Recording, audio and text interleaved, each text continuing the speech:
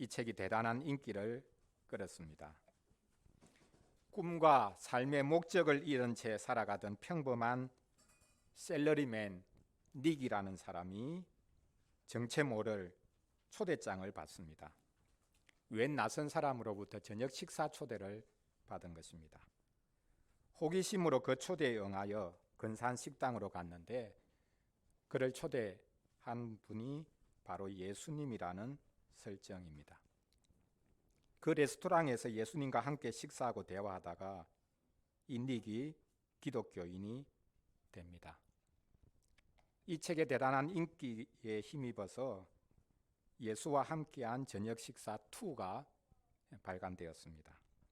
그 책의 내용은 7년 전에 예수님과 함께 저녁 식사를 하다가 기독교인이 되었는데 이제 세월이 흘러서 시들하게 된 이 닉, 신앙생활도 시들해졌는데 예수님께서 그를 다시 만나주셔서 통째로 그를 변화시키는 이야기입니다. 오늘 본문에 보면 엠마오로 가던 두 제자가 닉처럼 예수님과 함께 식탁에 앉는 장면을 보여주고 있습니다. 이상하게도 이 두 제자는 부활하신 예수님과 함께 길을 가고 대화를 나누면서도 예수님을 알아보지 못했습니다. 왜 예수님을 알아보지 못했을까요? 부활하신 예수님은 예전과는 너무나 달라지셨기 때문에, 그 외모조차도 너무나 달라지셨기 때문에 알아보지 못했던 것일까요? 성형수술을 한 것처럼 성형수술한 것 이상으로 완전히 예수님의 얼굴 모습이 달라졌기 때문에 예수님을 알아보지 못한 것이겠습니까? 오늘 본문에 보면 그들의 눈에 뭔가가 씌었기 때문에 예수님을 알아보지 못했다라고 말씀하고 있습니다. 오늘 본문을 가지고 부활하신 분은 말씀과 성례로 찾아오신다라는 주제로 말씀을 전하려고 합니다. 첫째로 부활하신 분은 말씀으로 찾아오십니다. 둘째로 부활하신 분은 성례로, 특별히 성찬으로 찾아오십니다. 먼저 말씀으로 찾아오시는 것을 살펴보겠습니다. 부활의 날 오후에 두 제자가 엠마오라는 마을로 가고 있었습니다. 예루살렘으로부터 한 10km 이상, 12km 가까이 떨어져 있는 마을입니다. 아마 이들의 고향인 것 같습니다. 이 둘은 11 제자는 아닙니다. 그들이 엠마오로 가면서 그날 일어난 일들을 서로 이야기를 나눕니다. 오늘 본문에 보면 14절에 이 모든 된 일을 서로 이야기하더라 라고 말씀하고 있습니다. 여기 이야기하다 라는 헬라어가 호밀레오라는 단어인데요, 이 단어에서 설교라는 말이 나왔습니다. 서로 예수님이 부활하신 것에 관해서 설교했다. 예수님을 믿었기 때문에 서로 설교한 것이 아니라 예수님이 부활하셨다고 하는데 여인들이 와서 예수님이 부활하셨다고 그렇게 전했는데 그게 사실일까? 서로 막 이야기를 나누고 있는 겁니다. 서로에게 그게 진짜 사실인지 아닌지를 막 나누고 있는 것입니다. 설교라는 것이 사실은 목사의 일방적인 독백이 아니죠. 서로 이야기하는 것입니다. 물론 설교 시간에 질문도 할 수 없고 묻기도 어렵겠지만 목사는 일방적으로 자기 말을 하는 사람이 아니라 서로 대화하는 것이 사실 설교라는 것을 여기서 알 수 있는데요. 그러나 이들이 서로 이야기했다라는 것은 예수님의 부활을 믿었기 때문에 흥분하면서 그것을 나누고 이야기한 것은 아닙니다. 그 다음 15절에 보면 이들이 이야기하고 동시에 문의할 때에 이렇게 표현하고 있는데요, 여기 문의하다라는 이 단어는 토론하다는 말입니다. 논쟁하다는 말입니다. 예수님의 부활을 놓고 지금 논쟁을 하고 있는 겁니다.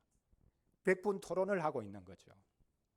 토론자로 나서서 두 사람이, 여인들이 와서 예수님 부활했다고 하는데 부활하신 예수님 못 봤지 않냐, 천사들이 나타나서 뭔가를 이야기했다고 하는데 그게 진짜 천사일까, 예수님의 시신은 어디론가 사라지고 없는데 어떻게 예수님이 부활하셨다고 할까, 서로 이야기하고 서로 논쟁하고 토론하고 이렇게 하고 있습니다.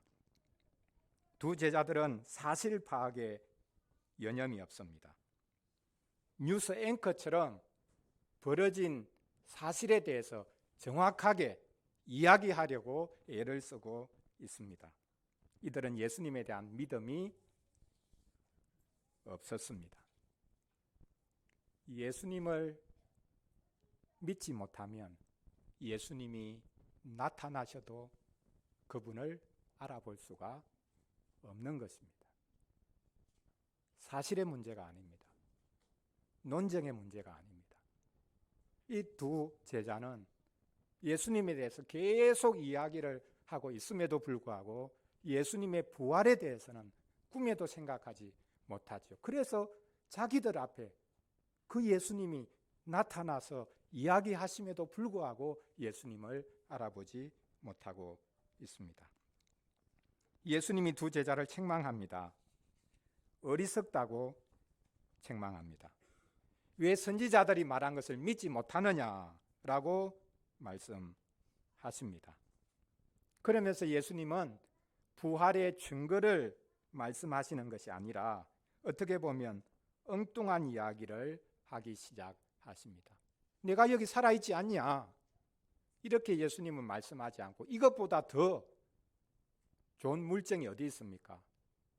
그럼에도 불구하고 예수님은 내가 여기 살아있다 이렇게 말씀하지 않고 성경을 말씀하기 시작합니다.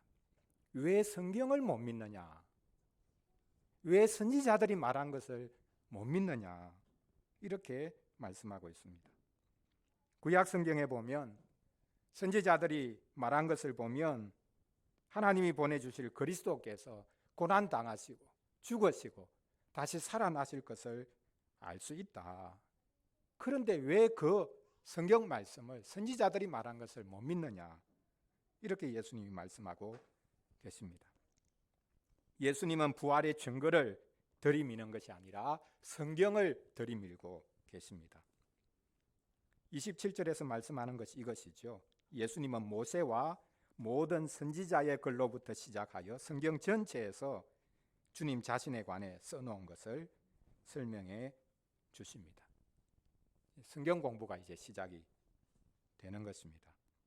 한마디로 표현해서 예수님이 이렇게 말씀합니다. 모든 성경은 그리스도를 가리키고 있다. 그분의 백성, 그 입장, 그 자리에 그대로 서실 한 분, 그리스도를 하나님께서 보내주실 것이다. 성경 전체가 말하는 것은 이 한 가지다. 구약시대의 말씀도 오실 그리스도를 보여주는 말씀이었다. 이렇게 예수님이 가르치고 계십니다. 예수님이 지금 부활하셔서 이 두 제자에게 하고 계시는 이 말씀은 처음으로 하는 말씀이 아닙니다. 예수님은 생전에 거듭 말씀하셨습니다. 요한복음 5장에 나오는데요. 예수님이 안식일에 38년 된 안전뱅이를 고쳐주십니다. 그러자 유대인들이 그것을 가지고 막 논쟁하기 시작합니다. 안식일에 병자를 고쳤으니까, 안식일에 일하면 안 되는데 병자를 고쳤으니까 이 사람은 율법을 어겼다. 이렇게 예수님을 이제 공격하기 시작합니다. 그러니까 예수님이 또 불에 기름을 끼얹듯이 더 화를 돋구는 말씀을 하시죠. 아버지께서, 하늘에 계신 내 아버지께서 지금까지 일하시니까 나도 일한다. 안식일은 그냥 가만히 꼼짝없이 앉아 있어야 되는 날이 아니라 안식일이야말로 하나님께서 우리에게 안식을 주시고 일하신다는 것을 우리가 누리고 기뻐해야 되는 날이다. 아버지께서 지금까지 일하시니까 나도 일한다. 안식일에 이 38년 된 병자가 있는 것이야말로 가장 안식일답지 않은 것인데 나는 안식을 주기 위해서 온 분이다 라는 것을 알리기 위해서 지금 예수님이 안식일을 어기면서 안식일에 병자를 고치시거든. 안식일을 어기는 것처럼 보이지만 안식일을 회복시키고 계시는 것이죠. 그래서 아버지께서 지금까지 일하고 계시니까 안식일에 아버지께서 일 안 하시냐? 아니다. 그래서 나도 일한다. 그러니까 이야 뻔뻔하네. 자기가 하나님처럼 행세하네. 이거 죽여야 된다. 이거 안식일 어기는 것만도 모자라 가지고 자기가 하나님처럼 행세해. 이거는 죽여야 돼. 이렇게 이제 소리를 치기 시작합니다. 그때 예수님께서 하신 말씀이 있습니다. 요한복음 5장 39절인데요. 오늘 예수님이 한 말씀 그대로입니다. 우리 한번 찾아보겠습니다. 요한복음 5장 39절입니다. 우리 같이 읽겠습니다. 너희가 성경에서 영생을 얻는 줄 생각하고 성경을 연구하거니와 이 성경이 곧 내게 대하여 증언하는 것이니라. 너희가 영생을 얻기 위해서 성경을 열심히 읽고 있는데 묵상도 하고 있는데 이 성경이 나를 증거한다. 이 성경이 곧 내가 오기를 간절히 기다리고 있는 성경이다. 모든 구약 성경, 당신은 구약 성경밖에 없죠. 유대인들이 구약 성경 39권 그걸 거의 다 외우고 있습니다. 너희가 성경을 잘 알았더라면 이 성경이 그리스도를 증거하고 있고 그 하나님께서 보내주겠다고 하는 그 그리스도, 철저히 자기 백성의 자리에 서셔서 그들 때문에 고난당하시고 그들 때문에 죽으시고 그들을 위해서 살아나실 분을 하나님이 이런 방식 저런 방식으로 증거하시고 보여주신 책이 성경인데 성경을 너희들이 읽는다고 하면서 이 성경이 그리스도를 증거하고 있다는 것 왜 보지 못하고 그 하나님이 보내주겠다고 하신 분이 바로 나라는 것을 너희들이 모르느냐 이렇게 말씀하십니다. 빈 무덤이 아니라 예수님이 부활하시면서 벗어놓은 수위가 아니라 성경이 예수님의 부활을 증거합니다. 우리는 말씀으로 부활하신 주님을 만날 수 있습니다.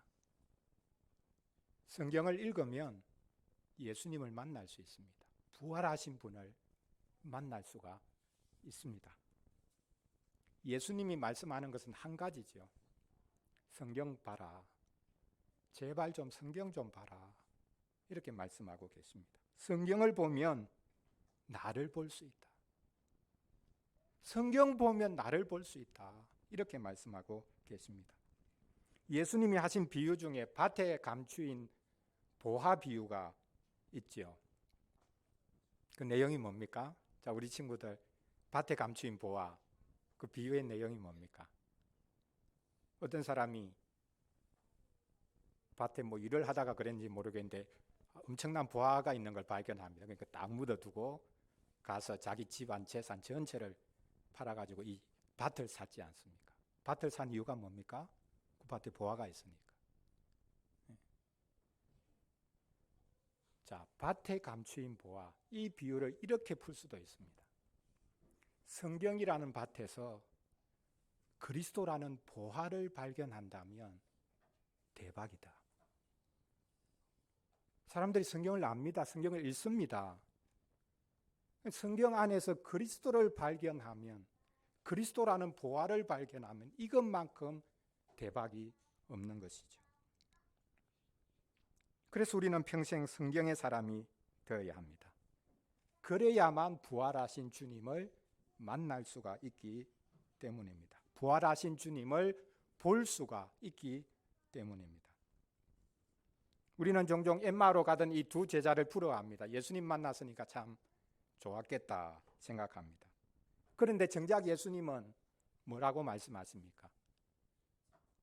나를 보지 말고 성경을 보라.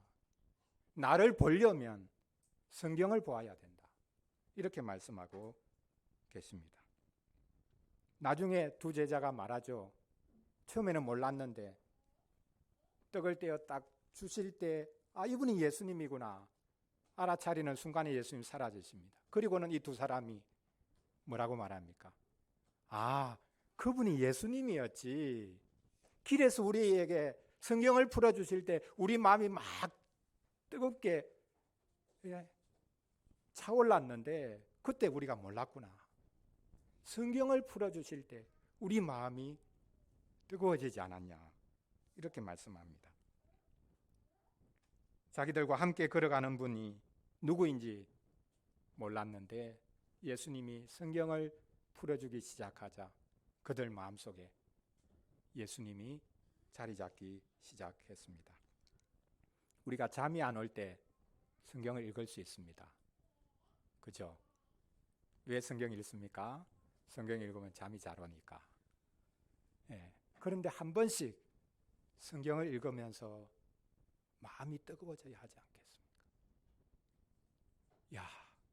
정말 아무도 나를 알아주지 않는데, 나를 도와주지도 않는데, 인생은 나 혼자 독고다이다. 결국은 내 문제는 나 혼자 해결할 수밖에 없다. 어느 누가 도와주냐? 남편 아내도 소용없고 부모 자식도 소용없고 결국 인생은 나 혼자구나. 독고다이로 살아야 되겠다. 그렇게 생각하는데 성경을 보니까 모든 면에서 나의 자리에 서신 분, 그분이 계시구나. 그분이 예수 그리스도시구나. 그것을 발견할 수 있으니까 마음이 뜨거워집니다. 이런 분이 우리에게 계셨다. 내 모든 허물과 죄와 연약함을 자기 것으로 가져가신 분 계시구나. 마음이 뜨거워지지 않겠습니까? 한 번씩 이렇게 성경을 읽으면서 마음이 뜨거워지는 것. 이것이 바로 부활하신 주님을 만나는 것이겠죠. 자, 첫째로 부활하신 주님은 다른 것이 아닌 말씀으로 찾아오신다라는 것이고요. 둘째로 부활하신 주님은 성찬으로 찾아오십니다. 엠마오가 가까워옵니다. 예수님은 더 멀리 가려고 하는 것처럼 보입니다. 제자들의 마음을 떠보기 위한 것일까요? 나는 더 멀리 갈 거야. 잡아라. 그러면서 잡아주기를 기다리신 것일까요? 두 제자가 예수님의 기대대로 예수님을 딱 붙잡습니다. 예수님이라고 아직은 모릅니다. 이분이 가만히 보니까 성경 말씀을 풀어주는데 보니까 이분과 좀 더 같이 있어야 되겠다. 그래서 더 멀리 가지 마시고 오늘 밤 여기서 우리와 같이 좀 머물면 좋겠습니다. 이렇게 요청을 합니다. 강권합니다. 그래서 예수님이 마지못한 듯 두 제자와 함께 여인숙에 들어갔죠. 저녁 식사 시간이 됐습니다. 식탁이 차려졌습니다. 아주 멋들어진 식탁에 진귀한 음식이 나오는 레스토랑이 아닙니다. 너무나 조촐한 식탁입니다. 그 식탁 위에 무엇이 있었겠습니까? 유대인들 식탁에 흔히 있는 거죠. 떡이 있습니다. 빵이 있습니다. 그리고 돈만 조금 주면 물이 아니라 포도주를 내달라고 할 수 있습니다. 예수님께서 식탁 위에 놓인 떡을 취합니다. 그리고 축사하십니다. 하나님, 이 떡에 복 내려 주십시오. 그 떡을 가졌습니다. 그리고 축사합니다. 뗍니다. 나누어 줍니다. 이게 성찬식에서 벌어지는 일 아닙니까? 떡을 취하고 떡을 가지고 축사하고 떡을 떼고 그리고 나누어 줍니다.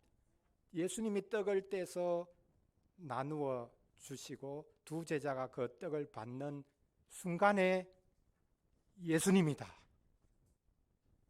이분이 예수님이다. 왜 우리가 몰랐지? 그렇게 예수님을 알아보는 순간에 예수님은 사라지시죠. 떡을 받는 순간에 그들의 눈이 밝아졌습니다. 떡을 받는 순간에 눈에 있던 비늘이 떨어졌습니다.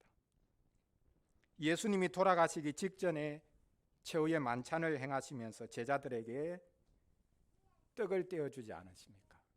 그 떡을 떼어주면서 뭐라고 말씀하셨습니까?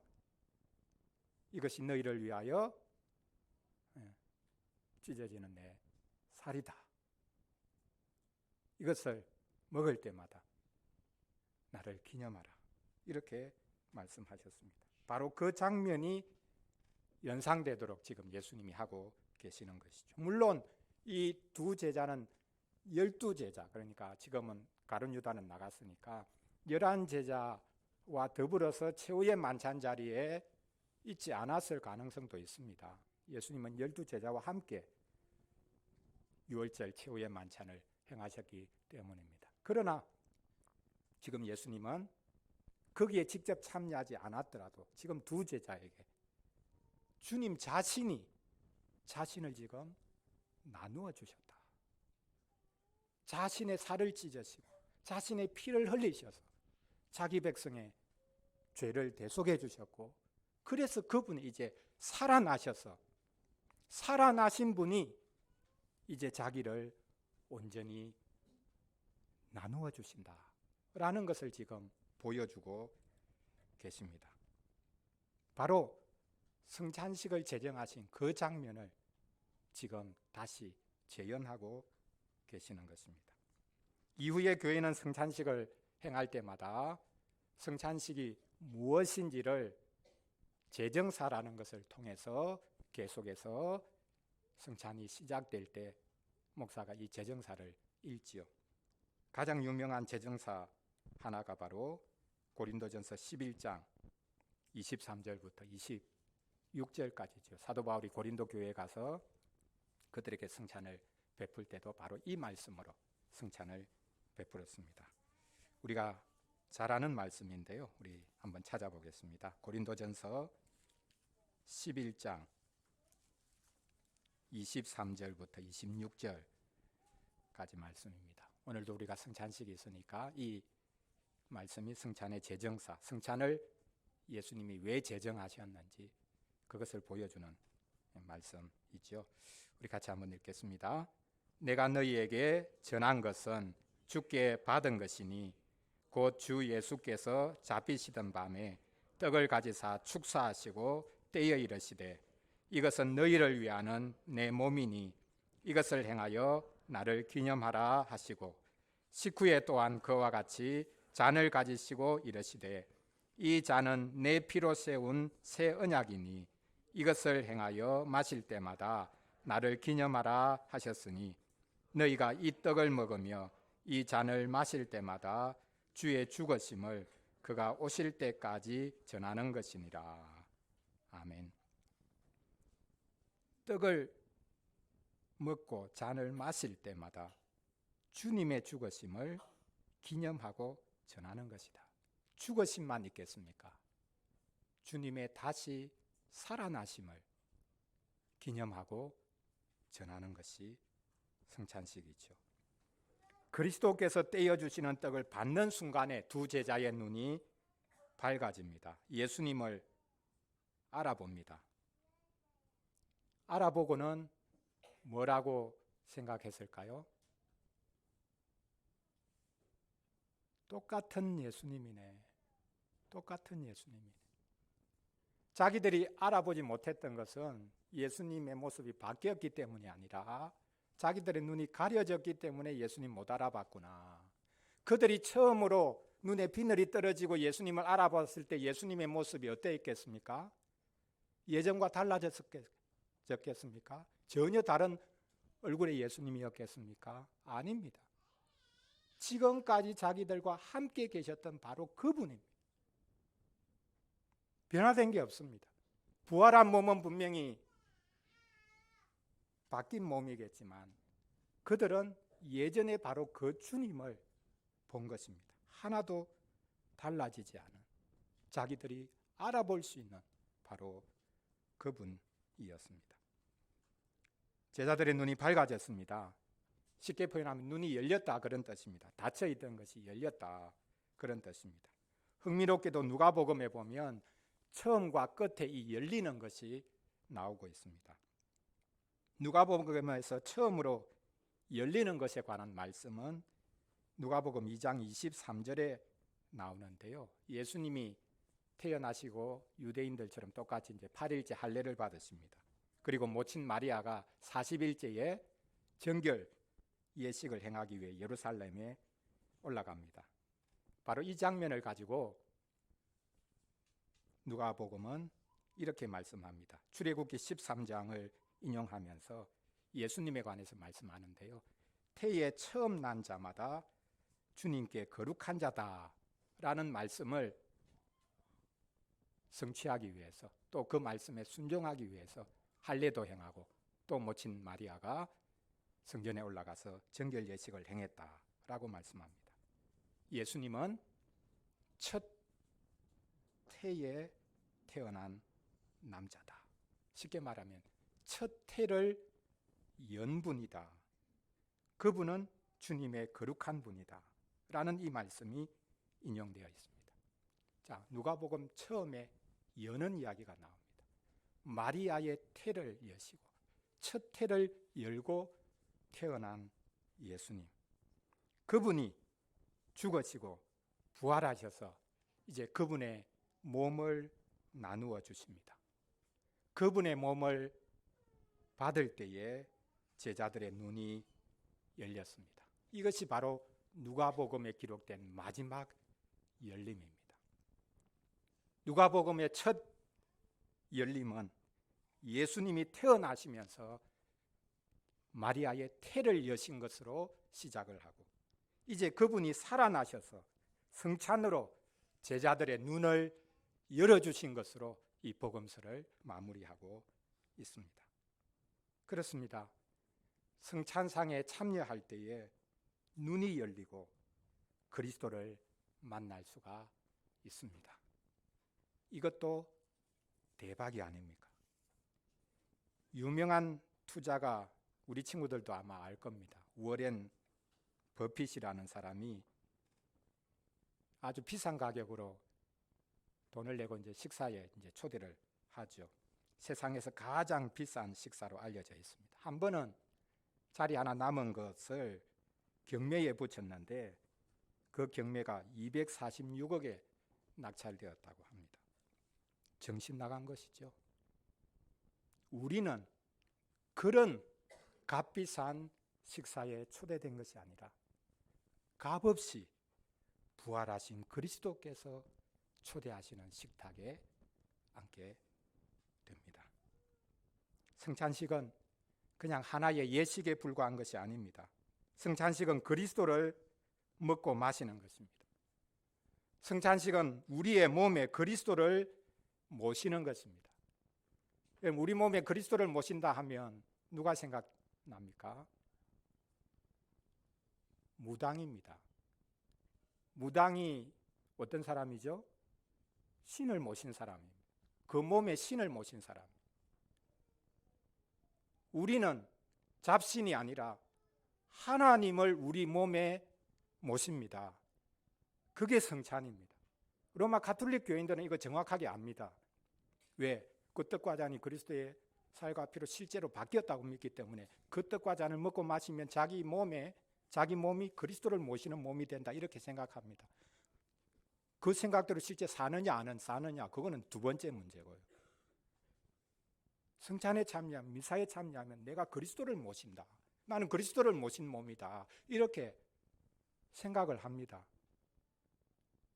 생각 정도가 아니라 실제로 우리는 성찬에 참여함으로 그리스도를 볼 뿐만 아니라 그리스도를 모시는 사람이 되는 것입니다. 내 몸이 그리스도를 모시는 몸이 되는 것입니다. 가장 평범한 떡이 그리스도의 살입니다.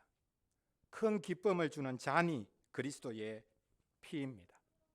우리는 성찬에 참여해서 떡과 잔만이 아니라 그리스도의 살과 피를 먹고 맞습니다. 그래서 우리는 그리스도를 우리 몸에 모시게 되는 것입니다. 이 성찬을 통해서 교회는 그리스도의 몸이 되고 그리스도는 교회의 머리가 되십니다. 그래서 초대교회 때는 주일에 예배로 모이는 것을 표현하는 전문 용어를 하나 만들었습니다. 우리는 예배 이렇게 부르죠. 주일날 모여서 하는 것을 예배라고 부르는데 초대교회 때는 주일에 모이는 것 자체를 뭐라고 표현했느냐 하면 떡을 뗀다 이렇게 표현했습니다. 왜 모이느냐? 떡을 떼기 위해서 모인다. 신약성경 잘 읽어보십시오. 사도행전부터 시작하면 우리가 떡을 떼기 위해서 모였는데 이런 표현이 계속해서 등장하고 있습니다. 예배에 수많은 순서들이 있죠. 근데 예배는 무엇 때문에 모이는 거냐? 떡 떼기 위해서 모인다. 그 떡이 뭡니까? 성찬이죠. 성찬을 하기 위해서 모인다. 물론 설교도 있고 그렇게 하지만 주님을 받기 위해서 그분의 살과 피에 참여하기 위해서 모이는 것이 주일의 예배였습니다. 이 성찬의 상에서 우리는 그리스도를 계속해서 만날 수 있습니다. 그리스도를 보고 만나는 것, 그리고 난 다음에 헤어지는 것이 아니라 그리스도를 우리의 몸에 모시는 것, 이것이 바로 성찬입니다. 사랑하는 성도 여러분, 우리는 어디에서 부활하신 예수님을 만날 수 있습니까? 예루살렘으로 소위 말하는 성지순례를 가서 거기에 있는 빈 무덤, 그 빈 무덤 위에 예배당이 세워졌다 했죠. 거룩한 무덤 성당, 동방교회에서는 부활성당이라고 부른 그곳에 가서 예수님이 부활하셨다는 바로 그 무덤, 그것을 만지면 예수님을 만날 수 있는 것입니까? 예수님이 벗어놓은 수의라고 하는 것이 이탈리아 어디에 있다고 하는데 그것을 보면 예수님을 만날 수 있습니까? 아닙니다. 예수님은 살아나셨습니다. 이 땅 어디엔가 계시는 것이 아니죠. 그분의 몸은 하늘나라에 오르셨습니다. 그러면 이제 더 이상 우리는 그분을 만날 수 있는 길이 이 땅에서는 없습니까? 있습니다. 살아나신 분을 이 땅에서 만날 수 있는 길이 있습니다. 죽어서 만나는 게 아니라 살아서 그분을 만날 수 있는 길이 있습니다. 어떻게 만날 수 있습니까? 말씀으로 그분을 만날 수가 있습니다. 성찬상에서 우리가 그분을 만날 수가 있습니다. 오늘 이 거룩한 상, 거룩한 식탁, 이 복된 상에서 우리는 그리스도를 만날 것입니다. 부활하신 그리스도께서 우리를 이 상으로 초대해 주셨습니다. 큰 기쁨과 감사로 이 상에 참여할 수 있기를 바랍니다. 주님께서 아마도 이렇게 말씀하실지 모르겠습니다. 요즘 밥은 먹고 사냐?